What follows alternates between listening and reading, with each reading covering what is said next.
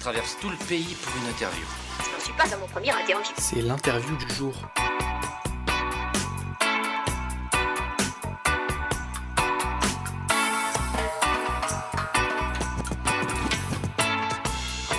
Et on parle bien évidemment de François Contagne. Bonjour. Alors comme le disait Justin donc à l'instant et puis tout à l'heure, vous êtes un habitué de la radio des Ours et un Valorcin très investi dans la vie de la commune. Est-ce que vous pouvez vous présenter aux auditeurs en ce début de saison du brunch des ours ? Je suis installé à Valorcine à l'année depuis 8 ans. Ayant terminé ma carrière professionnelle, je me suis investi dans la vie de la commune en étant sur la liste de Jérémy et conseiller avec lui. Vous êtes tombé amoureux de la commune. Comment ça se fait que vous ayez choisi cette commune-là pour votre retraite ? Alors c'est un peu le hasard. J'étais fortement habitué à randonner sur côté Argentière-Chamonix et je voulais prolonger la saga familiale par nécessité en devant quitter le chalet construit par mon grand-père il y a 80 ans. Et je le dis franchement, mais par hasard, je suis tombé sur une possibilité d'investissement à Valorcine. Je me dis 4 km d'Argentière, ouais, c'est de l'autre côté du col, mais c'est rien. Et en fait, c'est un autre univers et je suis effectivement tombé amoureux de Valorcine. Et maintenant, vous êtes bien intégré dans la commune. Vous disiez donc que vous étiez membre du conseil municipal ? Oui, tout à fait. Donc avec Jérémy, c'était un peu avant la pandémie. Bon, je le connaissais, je le croisais dans le village, aux fêtes de village, le 15 août, l'UTMB, etc. Commencé à discuter et puis je lui ai dit si tu as besoin de force vive, même si je connais pas tous les hameaux, je connais pas tous les habitants, je connais pas tout, mais je veux bien prêter main forte si tu sens que tu as besoin de moi. Et il m'a rappelé quelques temps après, il m'a dit oui, ça peut m'intéresser. Et on est partis ensemble, on a fini par constituer une liste. Je connaissais pas particulièrement tous les conseillers, mais on a réussi à faire une osmose entre nous et on a une équipe qui fonctionne bien. Qui fonctionne bien. Ouais. Et donc, ça dure depuis 2020 ? 2020. C'est ça. On a eu un début de mandat bizarre, je pense, parce qu'on a été élu 3 jours avant le début du confinement, du premier confinement, installé 2 mois après, parce qu'il a fallu attendre que les autres communes qui avaient besoin d'avoir un deuxième tour puissent le faire. Donc, pendant 1-2 mois d'intérim, on était élus, mais pas en poste, mais déjà, on se réunissait déjà, voir les actions qu'on allait faire. Et surtout, le début, c'était l'aide à la population pour cette phase de confinement, la distribution des masques, l'organisation de la vie, voir pour nos anciens comment ils vivent ça, parce que pour eux, c'était un peu compliqué. Organiser les campagnes de vaccination avec l'aide de la Comcom et de l'ARS, etc. Puis prendre en main quand même les dossiers de la commune. Et alors, comment s'est remise Valorcine après cet épisode de Covid, de confinement, etc. Bon, je pense qu'elle s'est bien remise, parce qu'ici, c'était quand même un confinement, entre guillemets, rêvé, parce que c'est un cadre exceptionnel. On pouvait sortir relativement facilement. La règle des 1 km, on la respectait. Des 100 mètres de dénivelé, on essayait de la respecter. Mais bon, tout compte fait, ça s'est bien passé. Il y a eu des corrélations, des soutiens avec l'école, avec les associations. Non. Après, la vie a repris son cours petit à petit. Et aujourd'hui, tout va mieux. Comment ? Et aujourd'hui, tout va mieux ? De ce côté-là, tout va mieux. Oui. Bon, super. Alors, allons peut-être du côté des actions qui sont organisées par le conseil municipal d'abord. Quels sont les projets à venir, vos objectifs ? Alors, outre les actions au fil de l'eau, sans jeu de mots, mais bon, on a des actions qui se font pour la gestion de notre eau communale, comme par exemple...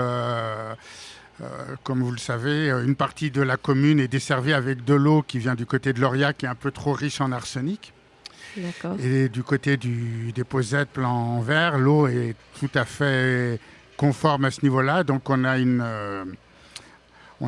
par l'ARS, maintenant qu'on est devenu une compétence intercommunale, de se mettre en conformité en fonction du taux d'arsenic. Bon, je rassure toute la population, on n'est pas très élevé. Hein. Il y a toujours eu un peu d'arsenic dans l'eau de côté Lauria, mais c'est la norme qui a changé.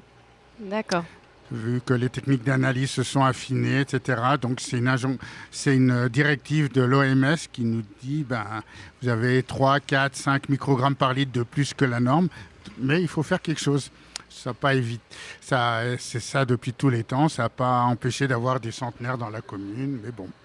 Donc on se doit de se mettre en conformité. Et là, on va mettre d'ici 6 mois, 1 an, une phase de dilution entre nos 2 bassins, qui sont sur 2 bassins versants, pour baisser le taux d'arsenic. Mais ça, c'est un travail au fil de l'eau. Sinon, le grand projet sur lequel on travaille, qui va peut-être émerger sur le prochain mandat, parce que quand on est élu, il faut se rendre compte qu'on a une autre notion du temps. C'est le temps long entre les phases de concertation, de discussion, puis après de définition des projets, de réalisation en fonction des subventions qui tombent. Donc c'est l'aménagement du centre-village. Hein, on en parle souvent. Quand on arrive à Valorcine par le train, qu'est-ce qu'on voit à gauche, comme on le dit, un bâtiment qui n'est pas très sympathique, volet fermé, c'est les mélèzes, il faut en faire quelque chose.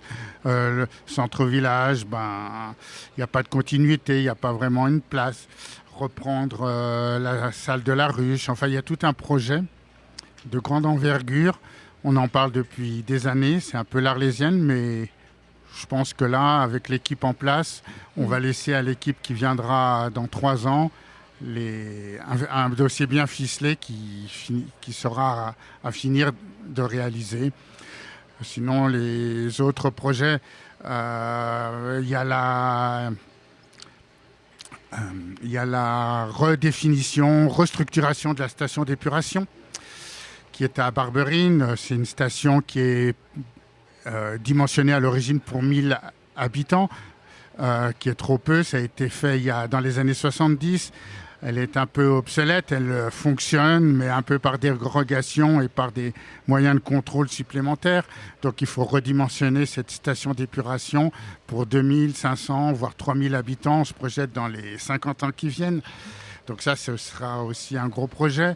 On a la volonté de l'État de sécuriser l'alimentation électrique de toute la vallée de Chamonix, depuis le bas de la vallée, c'est-à-dire même Cerveau jusqu'ici, par la création d'un poste source supplémentaire, parce que pour l'instant, on est alimenté par le poste source qui est à Passy, qui alimente aussi Saint-Gervais, Megève, etc., qui arrive un peu aussi à bout de souffle, et qui, si on a des problèmes d'alimentation, toute la vallée de Chamonix n'a plus d'électricité. Donc on veut faire un système de redondance avec un poste source en utilisant l'eau qui est turbinée du barrage d'Émosson par la petite centrale Émosson qui est juste avant la frontière. Voilà les projets, plus de concertation, de vie de village. On voudrait créer un tiers-lieu pour que les gens puissent, et les jeunes se retrouver, les anciens, etc. Enfin, des projets, il y en a... Il y en a beaucoup. Voilà. On m'a dit dans l'oreillette que vous étiez aussi investi, en plus du comité des fêtes dont on parlera un petit peu plus tard et du conseil municipal à Valorcine, vous étiez aussi investi du côté du patrimoine culturel. Est-ce que vous pouvez m'en dire un petit peu plus ? Comme je le dis, quand on arrive dans une commune et qu'on veut s'intégrer un peu avec la vie de la commune et tout, soit vous le faites par le biais de l'école, mais là, pour moi, mes enfants étant grands, c'est pas là. Je me suis dit, c'est investissement dans des associations.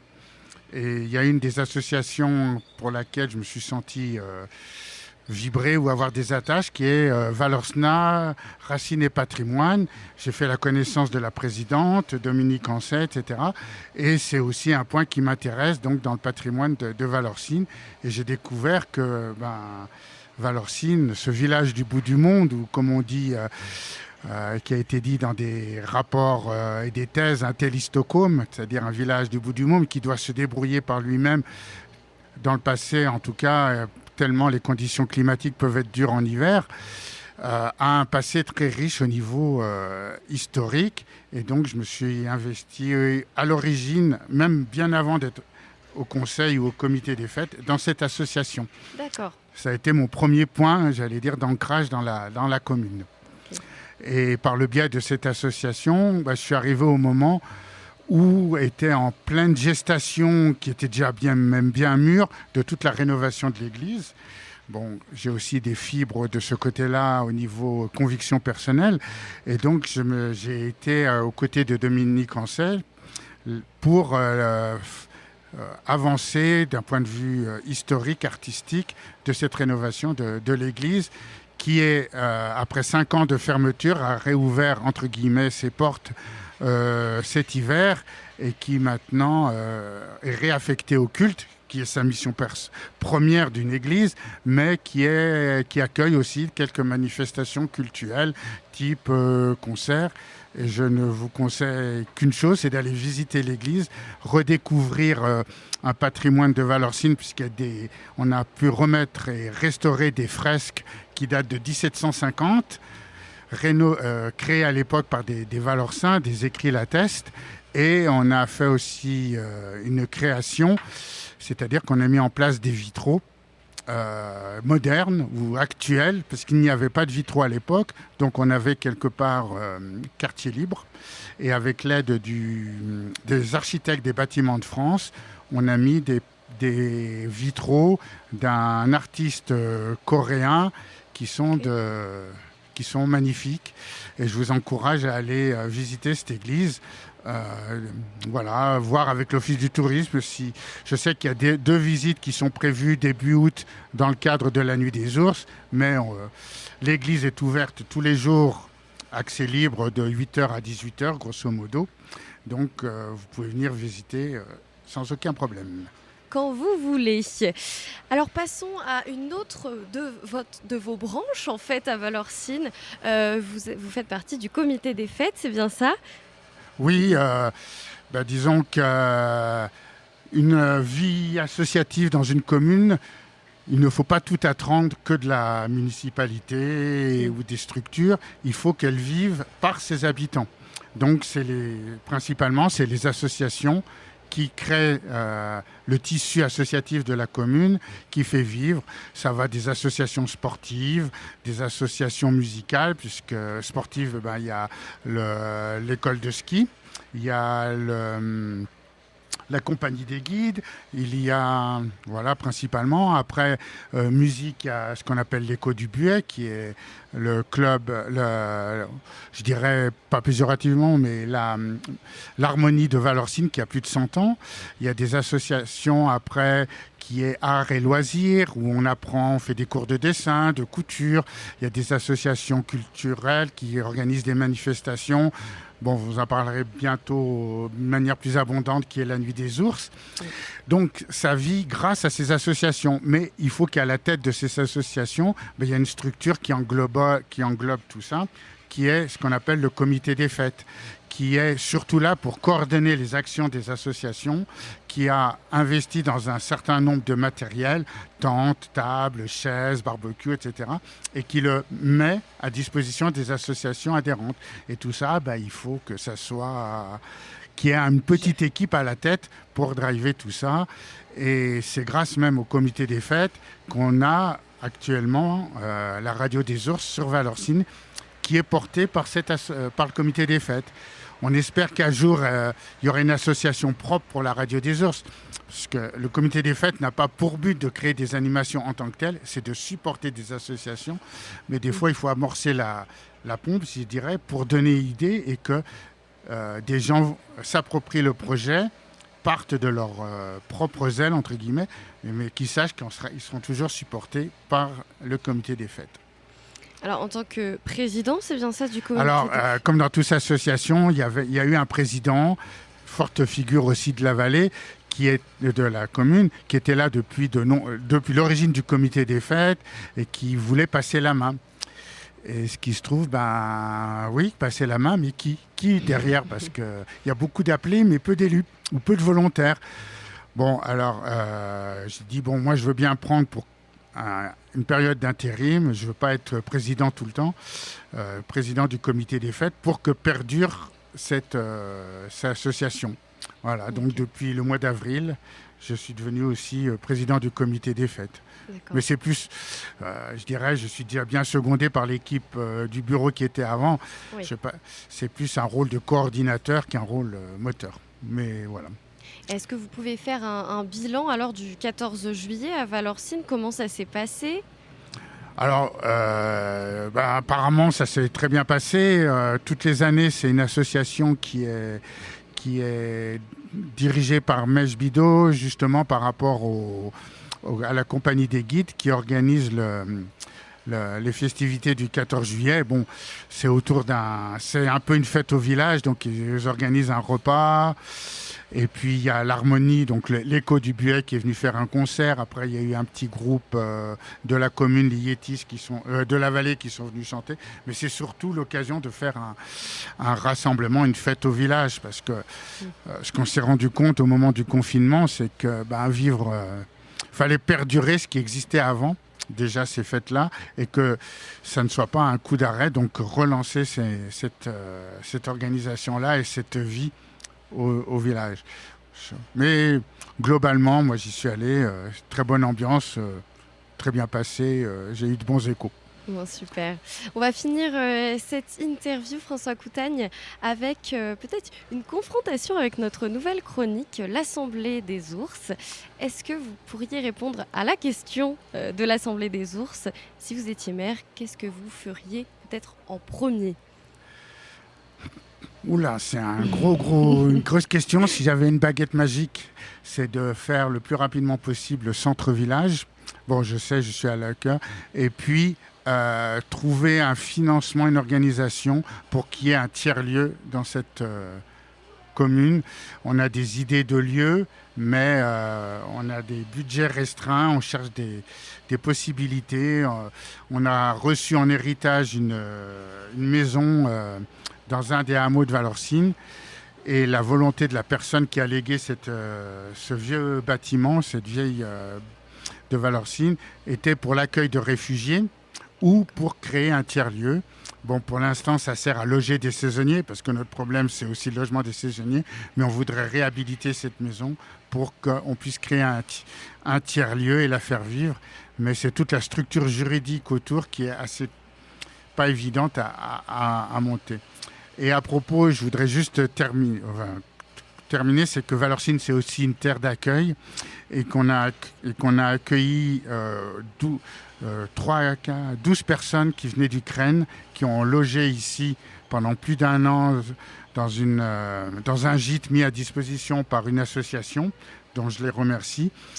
Une partie de ces personnes sont reparties sur Chamonix, Annemasse, voire en Ukraine, mais on a quand même 2 familles qui sont restées à Valorcine. On a trouvé une structure pour les accueillir, et les mères, parce que c'est des familles qui sont venues, mères et enfants, il n'y a pas d'hommes, et les mères ont trouvé un travail pérenne dans la commune, et les enfants sont scolarisés et à Chamonix et à Valorcine avec une très bonne intégration.